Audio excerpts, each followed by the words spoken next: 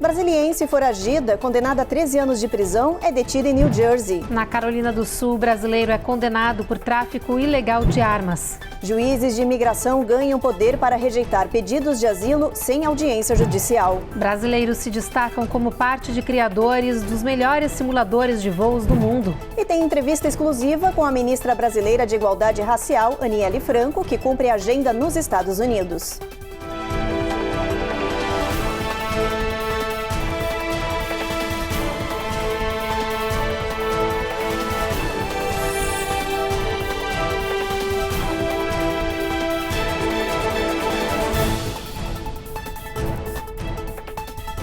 Boa noite. Boa noite. Uma brasileira condenada no nosso país por associação criminosa e furto foi detida por agentes norte-americanos em New Jersey. A mulher é natural de Brasília e fugiu aqui para os Estados Unidos para tentar escapar da condenação. Esta é Fátima Fernandes Gonçalves, de 42 anos. Segundo a polícia norte-americana, ela está detida em um centro para imigrantes e em breve será deportada e entregue às autoridades brasileiras, onde vai cumprir a pena a qual foi condenada, 13 anos de prisão em regime fechado. Os crimes cometidos por Fátima aconteceram na sua terra natal, em Águas Claras, Brasília. Ela teria fugido para os Estados Unidos quando soube que era procurada pela polícia. Fátima foi encontrada em New Jersey depois de um encontro entre agentes de segurança do Distrito Federal e dos Estados Unidos que acertaram os detalhes para a detenção. Fátima responde na justiça por associação criminosa e furto. As autoridades não revelaram mais detalhes sobre o caso. Na Carolina do Sul, um homem de 21 anos, brasileiro, foi preso, acusado de tráfico de armas. Ele foi levado à corte, condenado a 30 meses de prisão e deve ser deportado. A notícia foi destaque no site da Procuradoria-Geral de Massachusetts. Matheus Peroba foi condenado a 30 meses de prisão. Ele foi acusado de vender e enviar ilegalmente pelo correio diferentes tipos de armas para vários estados norte-americanos, principalmente da Carolina do Sul para Massachusetts. O brasileiro de 21 anos, que não teve a foto divulgada, confessou os crimes. As autoridades disseram que ele entrou de forma ilegal nos Estados Unidos em 2019 e veio morar aqui em Massachusetts, onde começou esse comércio criminoso. 3 anos depois, se mudou para a Carolina do Sul e passou a enviar o armamento pelo correio para comparsas aqui do estado. O Departamento de Imigração já informou que o indocumentado Matheus Peroba vai ser deportado para o Brasil depois de cumprir a sentença nos Estados Unidos. As leis dos Estados Unidos relacionadas com armas e munições são bastante severas. E uma pessoa que viola essas leis, tanto na compra quanto à venda, transporte ou possessão ilegal de armas, essa pessoa pode pegar anos de prisão. No caso desse rapaz, ele pegou 30 meses de prisão, o que é considerado relativamente uma baixa sentença, e o que se espera é que o governo agora vai pedir para a Corte de Imigração emitir uma ordem de remoção dele. Uma pessoa que é imprisionada ou sofre uma sentença de mais de 12 meses, ela se torna imediatamente deportável do país, e no caso desse rapaz, o que se espera é que ele cumprirá a pena nos Estados Unidos e após terminar o cumprimento da pena, será removido de volta para o Brasil.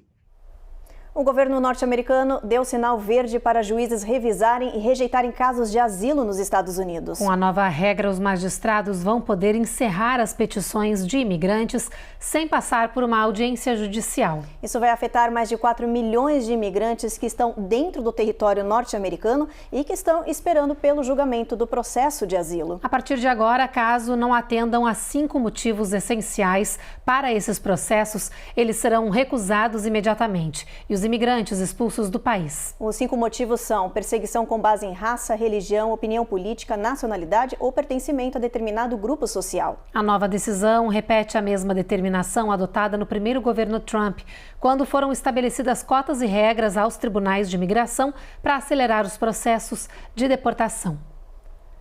O Brasil anunciou que barrou a entrada de 69 turistas dos Estados Unidos, além de visitantes da Austrália e do Canadá. Eles foram impedidos de entrar no nosso país por causa de visto. É que desde a semana passada o Brasil retomou a exigência dessa autorização. Os visitantes foram parados no aeroporto e obrigados a voltar para seus países de origem. Desde o dia 10 de abril, o Brasil passou a exigir visto de visitantes dos Estados Unidos, do Canadá e da Austrália. Segundo dados da Polícia Federal, em apenas uma semana que a medida está em vigor, 96 turistas já foram barrados, a maioria no Aeroporto Internacional de Guarulhos, em São Paulo. 69 foram dos Estados Unidos, 15 visitantes da Austrália e 12 do Canadá. O governo Lula suspendeu a isenção de vistos que havia sido dada pelo governo Bolsonaro e retomou a exigência de autorização baseado no princípio de reciprocidade. A taxa para solicitar o visto é de $80,90. O processo é todo feito online pelo site VFS e Visa.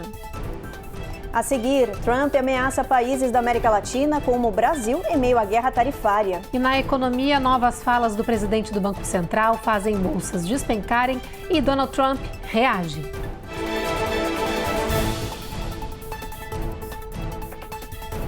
Oi, gente, eu sei que tá no intervalo do jornal, mas A gente tem um recadinho, vamos ficar um pouquinho mais próximo? Se inscreve aqui no nosso canal. dá aquela curtida e ativa o sininho, não esquece, hein? Isso aí.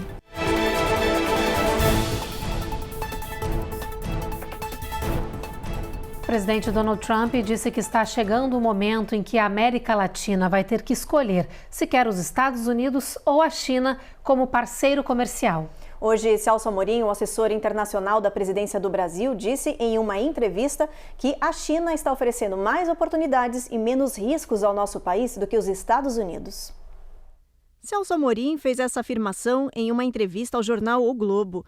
Ele disse que o tarifaço norte-americano imposto pelo presidente Trump ao mundo pode significar um risco para o sistema multilateral, que é um dos pilares da política externa brasileira.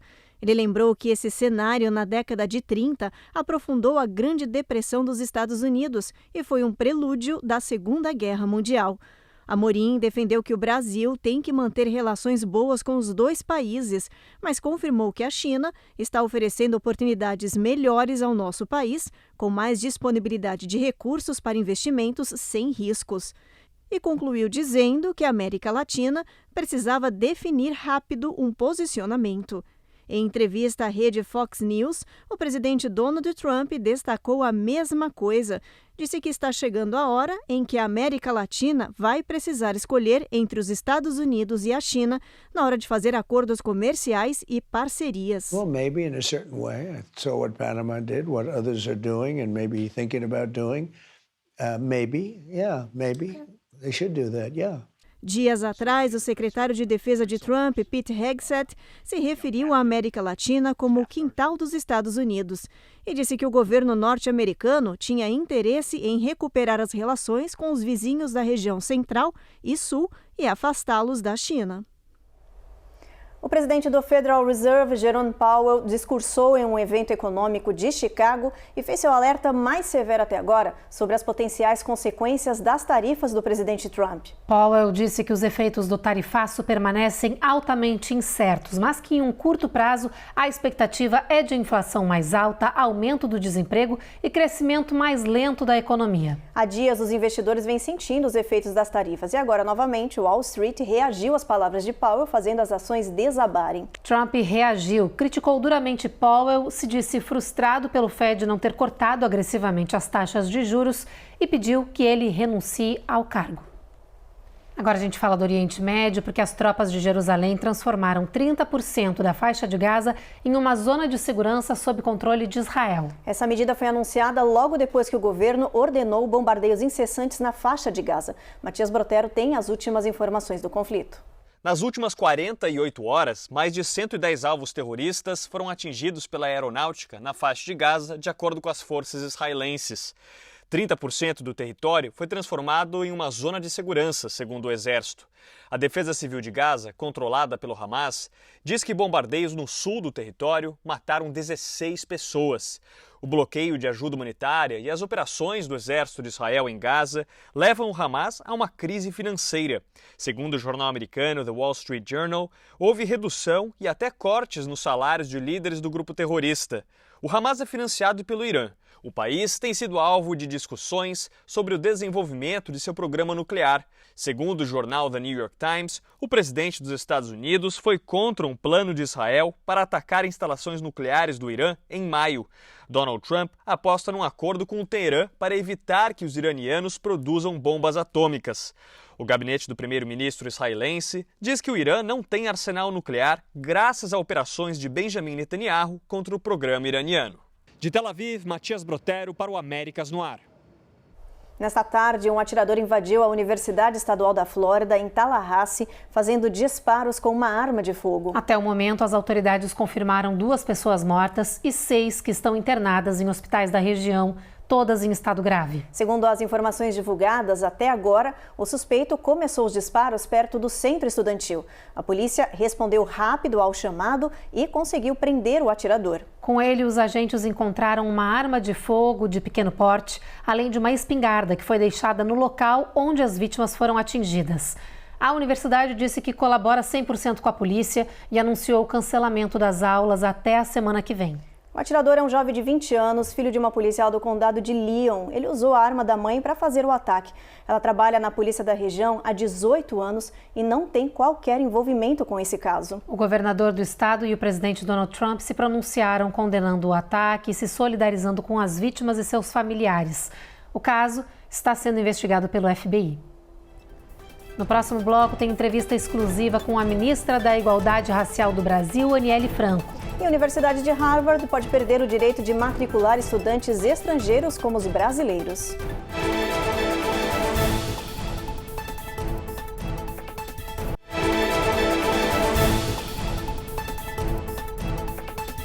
E terminaram hoje nas Nações Unidas os debates do Fórum Permanente África e Pessoas Afrodescendentes, unidos pela justiça restaurativa na era da inteligência artificial. O fórum debate a necessidade de reparação dos legados históricos da escravização africana e do colonialismo, com foco na justiça restaurativa. Além da ministra da Igualdade Racial, Aniele Franco, que abriu os debates nesta semana, outros brasileiros influentes que vivem aqui nos Estados Unidos participaram das discussões. Entre eles, Antônio Isupério, da Anistia Internacional USA, que na plenária falou sobre a violência racial no Brasil e lembrou que só em 2022, 6.400 pessoas foram mortas pela polícia, sendo 80% delas negras. Isupério criticou a criminalização das pessoas negras por parte do Estado, pediu o fim do racismo estrutural e que o Conselho da ONU pressione por uma maior proteção dos direitos humanos de quem é historicamente silenciado. O ativista falou com a gente sobre o assunto abordado na ONU. Vamos assistir a um trecho. Então, quais seriam de fato as ações que podem ser tomadas pelo Estado para garantir a proteção da população negra? Ou o que pode ser feito hoje como forma de justiça restaurativa?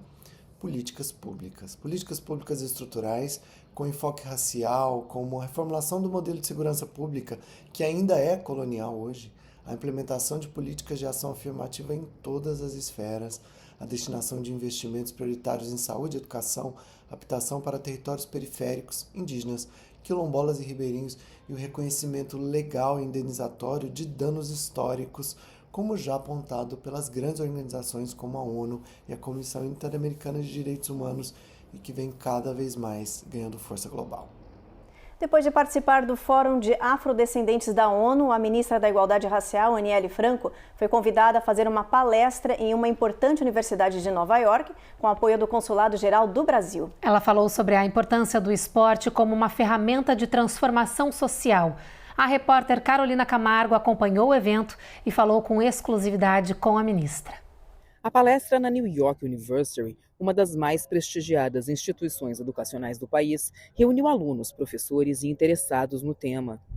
Trying to make people understand that you have environment racism, you have religious racism, and this is killing people. Aniele Franco, que foi jogadora profissional de vôlei, falou da importância do esporte como ferramenta para abrir portas e combater o racismo no mundo. A nossa ideia era trazer mesmo para essa comunidade internacional, para que as pessoas olhassem e falassem, de fato é isso, porque o esporte move muitos corações. E tá nesse lugar de igualdade racial, a gente precisa mexer com o imaginário das pessoas, precisa fazer com que as pessoas ainda sintam um mínimo de empatia e de respeito. Então acho que por isso esse tema, para além de mover a minha vida, o meu lema de vida, eu acho que é um tema que a gente consegue atrair bastante gente e dar uma visibilidade que precisa para um caso que é tão sério. A ministra brasileira da Igualdade Racial citou atletas atuais que ainda enfrentam discriminação e destacou a necessidade de união e mais esforços para superar essas barreiras. Quantos Vini Júniors estão por aí, sabe? Quantas Virnas, enfim, talvez tenham desistido por conta do racismo. Talvez se eu não tivesse nascido numa família letrada, eu teria desistido do meu esporte. Claro que a gente sabe que tem muito a ser feito, mas se ninguém catucar para dar uma incomodada e falar, vamos falar sobre isso, porque tem afastado crianças, né? Durante a sua palestra no Kimmel Center da New York University, a ministra relembrou sua trajetória, os anos que morou como estudante nos Estados Unidos e o assassinato da irmã Marielle Franco 7 anos atrás. And Marielle was also a black woman from Maré, just like me. Marielle também era uma mulher negra da Maré, assim como eu. Se elegeu com 46 mil votos e foi assassinada com 21 tiros no corpo e 5 na cabeça. Disse a ministra, que citou a história da irmã como exemplo de racismo. A política brasileira também falou sobre o impasse do governo norte-americano com as universidades.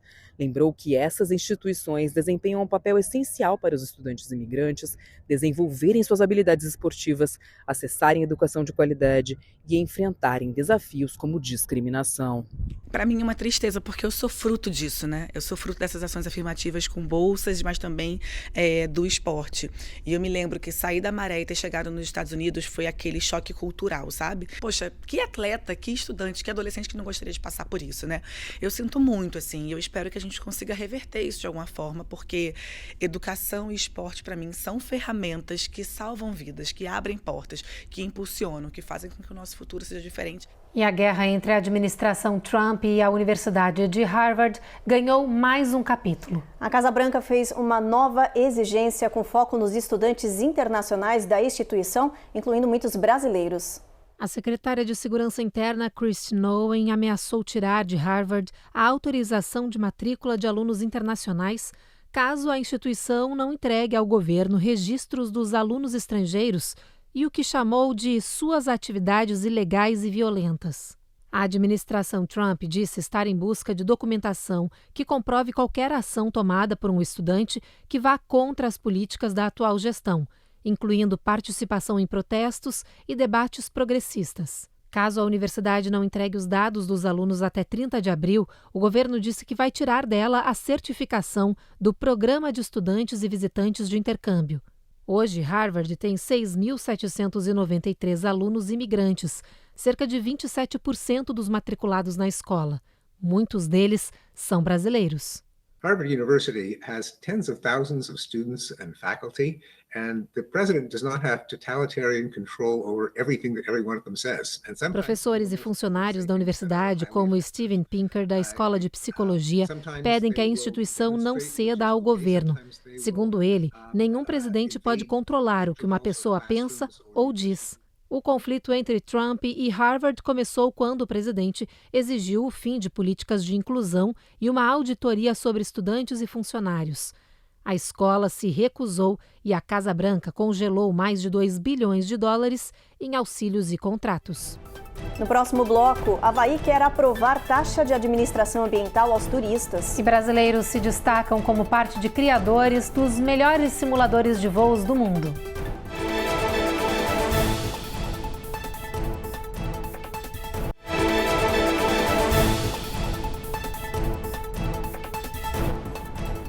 O flagrante impressionante de um quase atropelamento de policiais da Flórida ganhou as redes sociais. O caso aconteceu no condado de Volusia, em uma autoestrada. Dá só uma olhada nas imagens. 2 policiais estão à noite atendendo uma ocorrência de um motorista que atropelou um cervo.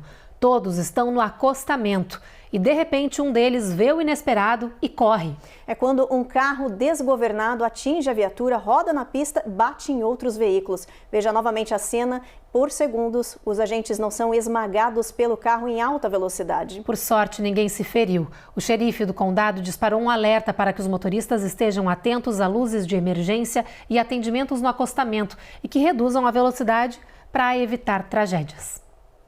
Hora da previsão do tempo, vamos dar uma olhadinha no nosso mapa, ver o clima amanhã em boa parte do país. Boston a gente tem tempo encoberto com mínima de 52. Nova York e Washington a gente tem sol brilhando forte. Nova York é máxima de 65. Em Atlanta a gente tem tempo encoberto, mínima de 59, máxima de 84. O sol vai brilhar em Jacksonville e Tampa. Já em Miami a gente tem tempo encoberto com mínima de 74. New Orleans, sol entre nuvens, a mesma coisa em Houston com mínima de 72, máxima de 86. Em San Antônio, ali na fronteira com o México, previsão é de tempo encoberto, mas máxima de 94. Bastante quente. Segue calor em El Paso, com máxima atingindo 81. Tempo mais ameno na região de Albuquerque, com mínima de 39 ao longo do dia. Em Phoenix, não tem sol na previsão e trovoadas de chuva previstas para amanhã. Em Los Angeles, tempo encoberto e em São Francisco também, mas por lá o sol dá um pouco as caras, a máxima chega a 64. Com as temperaturas esquentando, os parques nacionais se preparam para uma temporada movimentada após milhares de funcionários terem sido demitidos pelo plano de corte de gastos da Casa Branca. Embora um juiz federal tenha ordenado que alguns dos funcionários que foram demitidos ilegalmente devem ter os trabalhos de volta, ainda há pouco efetivo. E a consequência disso é que vários serviços serão impactados, como limpeza, atendimento e patrulha. Também estão em falta guardas florestais. Os cortes afetaram ainda os programas de treinamento, o que, segundo o diretor dos parques, pode colocar os visitantes em risco. No Havaí, moradores e ativistas pressionam legisladores para aprovar uma medida que pode ampliar as proteções às ilhas e os seus recursos naturais. Uma proposta está em análise para a implementação de uma taxa de administração ambiental que seria cobrada dos turistas. Com o governo federal cortando dezenas de milhões de dólares voltados à proteção ambiental e climática, grupos de ativistas denunciam que recursos naturais do Havaí estão em risco. Carissa Cabreira faz parte de uma coalizão composta por mais de 70 grupos e pequenas empresas que trabalham para evitar o impacto de desastres naturais. Ela diz: sabemos que os furacões estão aumentando, assim como inundações e queimadas. Então precisamos agir agora para proteger o nosso povo e as futuras gerações. So we need to act now to protect our people today and future generations. Com o fim de certos financiamentos federais, os grupos estão pressionando legisladores do Havaí para aumentar o imposto sobre acomodações transitórias, conhecido como Imposto de Quarto de Hotel, já a partir de 2027. It would dedicate that increase to environmental stewardship. O valor ajudaria a cobrir um déficit de 560 milhões de dólares em financiamento para programas ambientais. Kainan Miranda, da Nature Conservancy, diz que proteger os recursos naturais do Havaí é importante não só para as ilhas, mas para todo mundo. O governador do estado, Josh Green, defende a taxa verde para abordar questões ambientais e concorda que turistas devem ajudar a pagar pelas mudanças climáticas e pela preservação das ilhas. Mas ainda não há previsão de quando a proposta pode ser aprovada. All of these things need to happen years in advance before a disaster strikes. O assunto agora é game. O Brasil virou destaque de um dos jogos mais populares do mundo, o Microsoft Flight Simulator. É que os criadores desse jogo foram atrás de especialistas do nosso país para recriar cenários brasileiros realistas e impressionantes. As imagens estão viralizando na internet, como nos mostra a Carla Marinho. Um sobrevoo para observar o imponente Monte Roraima ou as belezas da selva amazônica do Rio de Janeiro, ou ainda, quem sabe, fazer um rasante pela selva de pedras em São Paulo e no Distrito Federal. Não parece, mas isso é um simulador de voo em forma de jogo, muito realístico. Um jogo incrível de simulação que mistura as duas coisas, na verdade foi criado como um simulador e é um game, o que faz dele tão incrível e ter tantas pessoas diferentes que curtem jogar, né, ou simular ali o seu voo dentro do jogo. O Brasil passou a fazer parte do popular Microsoft Flight Simulator na última atualização do game. E os cenários novos impressionaram os jogadores profissionais. É muito divertido. Eu visitei algumas cidades que eu conhecia, você vê os bairros. Claro que nem todas as cidades elas são mostradas ali detalhadamente, mas as cidades maiores, os pontos turísticos, os locais, os rios, as montanhas, são muito legais, gente. Você realmente fica entusiasmado em ver o local que você passou já uma vez ali, passando de avião por cima, viajando de um estado para o outro. É possível sobrevoar regiões de norte a sul do país. E é claro, para chegar nesse nível de imagem, teve mão brasileira em cada detalhe no desenvolvimento. Foram usados até aviões para mapear em 3D os cenários brasileiros. Além das paisagens, em breve o jogo vai contar com aeronaves da fabricante brasileira de jatos e aviões comerciais, a Embraer. Quem escolheu o Brasil para entrar no jogo foram os próprios usuários. De acordo com a empresa, por 4 anos, o nosso país ficou no top 10 dos mais citados na wishlist. A comunidade brasileira fã do game é uma das maiores e levou a melhor na votação. O brasileiro ele consome muitos jogos, tá? E eu acho que cada vez mais se vê nas empresas aí essa preocupação, inclusive outras empresas já trazendo para português os jogos. Eu achei muito interessante eles fazerem isso e realmente deixa a gente motivado a estar jogando mais um jogo e estar participando da comunidade ativamente, até divulgando, né, gente?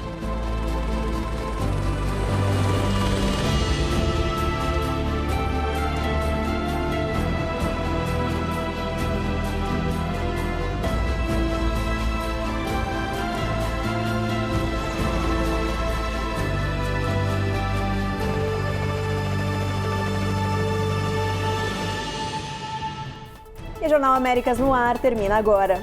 E a gente se encontra de novo, claro, amanhã. Até lá!